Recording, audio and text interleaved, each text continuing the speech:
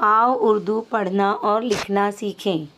बच्चों, इस वीडियो में हम ये देखेंगे कि चलना इस लफ्ज़ का इस्तेमाल करके हम मज़ीद कई जुमले बना सकते हैं।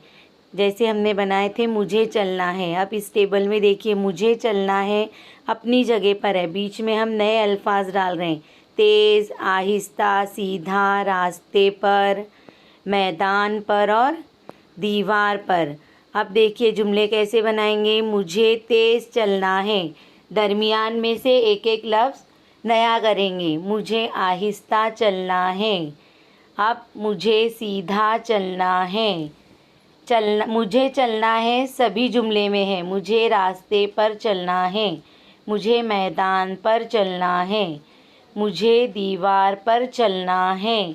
अब इसी तरह इस टेबल में से एक एक लफ्ज़ दरमियान में से आप लेंगे और मज़ीद 5 जुमले बनाएंगे और सभी जुमले बयाज़ में लिखेंगे।